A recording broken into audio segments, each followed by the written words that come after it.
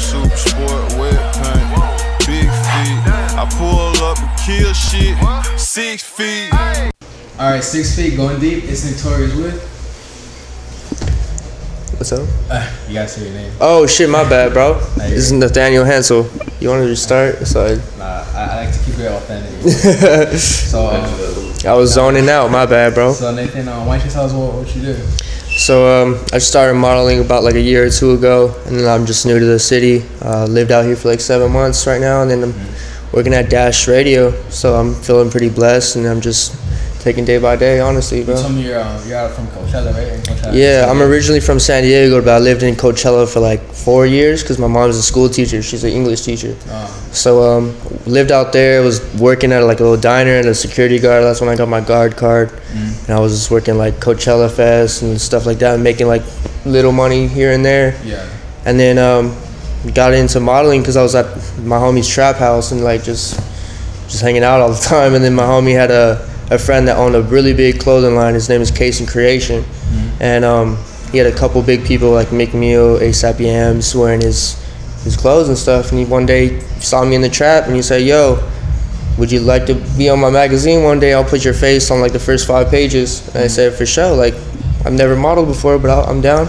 Yeah. And he pretty much took me to his studio. We vibed out, and then like it was kind of like a test shoot, but I ended up killing it. And he used those shots, like the first shots that I've ever taken for his magazine and like a couple other lookbooks and his website and stuff like that. And he came to me, he's like, "Yo, like if you're really trying to model, I'll be down to manage you.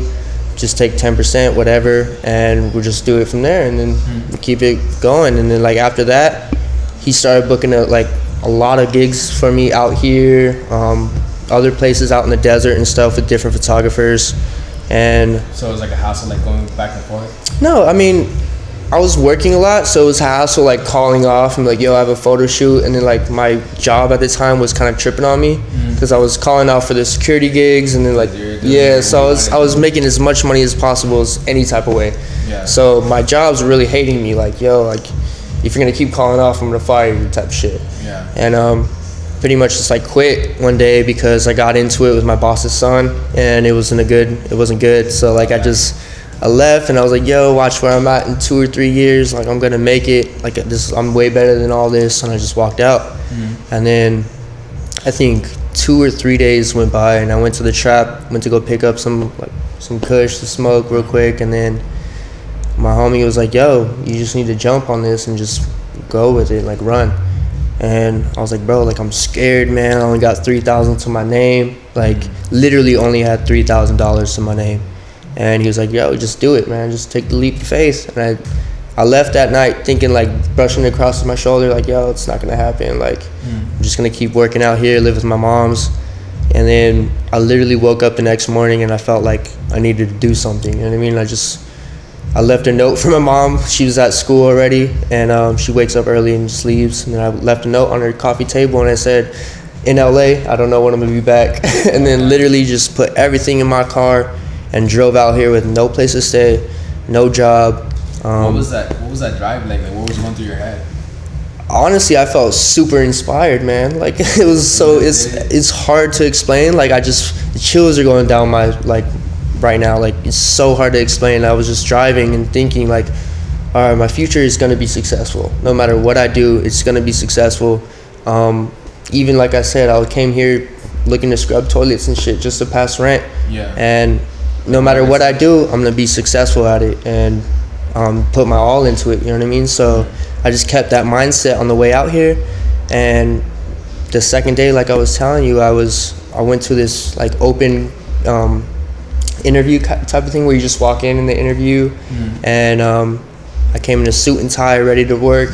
And they were pretty much like, "Yo, we love your resume. Are you busy today?" And I'm like, "No, I'm free all day today." And then they're like, "Okay, well, let's go on I have this post in Van Nuys at a Sprint store for 6 hours a day." And I'm like, "All right, cool, like put me on it." And they gave me my guard, my badge and all that day, the second day I was out here. And I was like, man, everything's coming out, working out. So I just kept going, and then like I went on Craigslist and I was looking for places to stay on. Yeah, where were you staying at? First night I stayed in the Marriott because I felt kind of bougie, and I felt like, yo, this is my new life. I'm gonna live it. Like, I'm just gonna take advantage of everything. You know what I mean? Like live in hotels, like.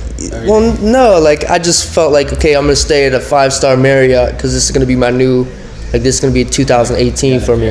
Yeah, so this is gonna be like an upgrade. And I just stayed in the Marriott, and like I said, I only had 3,000 to my name, so like I was 500 out already, like the first night. So I was like, oh man, 2,500 to go. Like, really got to get to work now. And my second day, I landed the security gig. After that, I was like, okay, now it's time to find a place to stay. And I went on Craigslist, and I was looking at like Compton, Inglewood, the most fucked up places just to get the cheapest like room somewhere, you know what I mean? Yeah. So I ended up getting blessed finding this. Scared of like living out there? No, I'm from the hood, bro. I'm from City Heights, San Diego. It's all like Bloods and Crips out there, so it's just pretty cool. I mean, I was raised by all like black people, and they taught me how to fight. They taught me how to sell weed. They taught me to shoot guns. They pretty much protected me in San Diego. And after that, it wasn't really anything to me moving to South Central, because I mean, it's really just normal. If you stay to yourself and you just work and you do your own thing, nobody fucks with you. And unless you're really trying to... They don't see like, oh, there's this white kid in my neighborhood, what's he want? I mean, my favorite color is blue and red, and I wear it every other day. I wear my blue Jordans or my red Balenciaga belt with a red shirt, and like, I don't care. If they say anything, I'm gonna say, yo, I'm not from here. Like, I'm just going to work. Leave me the fuck alone. Like, you know what I mean? Like, yeah. I mean, like I said, if you stay to yourself, nobody fucks with you. And unless you're really out there trying to make a scene, you know what I mean? Like, if you're out in South Central making a scene, then you're gonna get fucked with, you know what I mean? So, other than that, I felt kind of comfortable. My first night actually out here, I heard like a gunfight, like right next to my house. It was crazy. It was like 30 shots, but you can tell it was between two guns because they're different sounds. Yeah. So I was like, yo, this is crazy. Like, I'm really in South Central right now. Like, this is your new life. Yeah, yeah. For the rest of But like I said, I just stayed blessed and stayed like really like, I'm really glad to be here right now. And honestly, one of my biggest accomplishments is just moving to the city by myself and like with no help. Of course, my sister gave me like motivation, like telling me I can do it, and like my mom telling me I can do it, but like really doing it by yourself and moving to a different city from your mom's for the first time. Yeah, it's like, it's a really different feeling. And after that, I mean, I just started working, and literally a week went by and I applied to Dash Radio. They were looking for a security guard, but and I knew like my resume was on point with it, so like I was a security supervisor getting paid $16 an hour, like in the desert, so like there's no reason they wouldn't fuck with me. Yeah. And I came with my suit and tie like I did with the security company I did in Santa Monica, and pretty much they said, can you start next Wednesday at 5 o'clock? And I said, of course I can, I'll be here. And my only question was, what do I wear? And they said, wear all black. And I was like, that's no problem, it's my favorite color. And so that you were like, whatever? Yeah, and I was like, yo, I'll be here. And they gave me the key to the building pretty much then and there. And then I started living my life in LA. And then working here, I met a lot of cool people. I ended up meeting some guy named Sean Antonio. He's a really good author out here. And his uncle, his name is Omar Alberto. And this guy Omar is like super cool, man. Like, he pretty much took me under his wing and said, yo, like, be patient with the modeling stuff and just follow where I'm gonna take you, pretty much. And then like, I had a couple agencies look at me and wanted to sign me, and some little boutique agencies out in Santa Monica, but I ended up rejecting them and just staying patient, like you said. And I had a meeting yesterday with state models. They used to be MSA models, and they're doing a little like conversion of the companies. And I thought it went pretty good, but like I'm still waiting to hear back from them. But really, that's like my biggest goal right now, is just to get signed by an agency and just to keep positive and keep going down the right road. And that's about it, man. But of course, it's very inspiring. Like, you know, you just like packing everything up, just going there, yeah, trying man. to find, just trying to make your way. So that's pretty dope. Yeah, I appreciate you.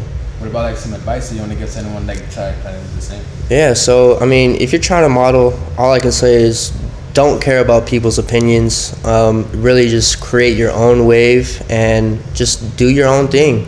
And if you're really trying to start modeling, like I was giving advice to my homie right here, like just hit up some of the best photographers, even if it's your homie, like start taking pictures, start going get vintage fits, vintage like clothes that you probably would never see yourself in, and just start wearing it and start and start wearing shit that you never see anybody in. People would start like looking at you and start like noticing you, you know what I mean? And like that's how I started. I like pretty much started getting like women's pants from Forever 21 and like the most fucked up crazy shit from Goodwill, and I was just putting it on for a photo shoot and then throwing it away right after because I'm never gonna wear it. But like for a shoot and for like a look, you know what I mean, like you can pull it off, and like it's all your mentality. And like, but what about when people see you and they're like, oh, you're not wearing that stuff? I mean, I usually do. I mean, if you look at my Instagram, all my shoots that I have posted, I styled myself, and those are all my clothes.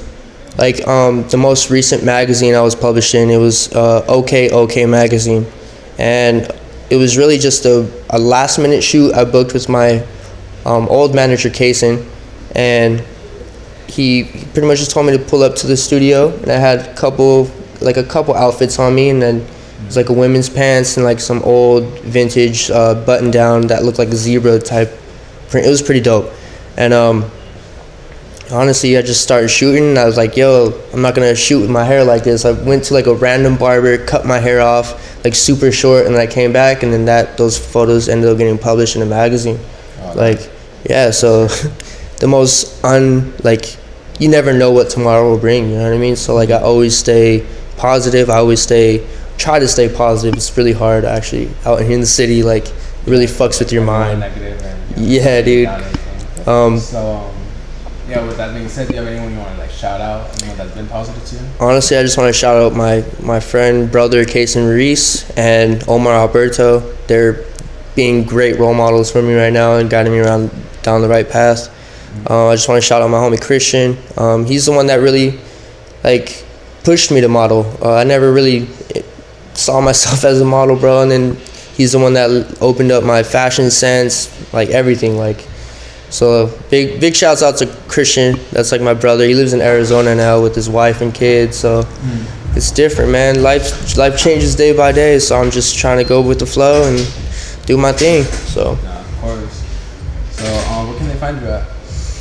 My handle is just Nathaniel Hensel, NATHANHENSEL, and so is my website.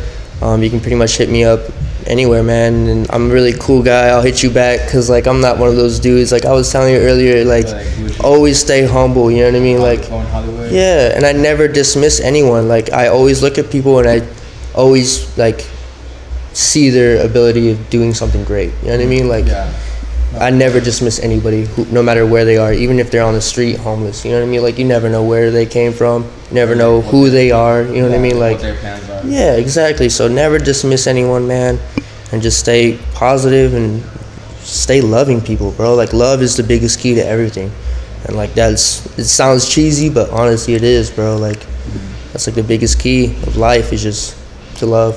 Yeah, of course, that was important. So it's been 16 with Nathan Hens. Good looking, bro. Appreciate you. You too, man.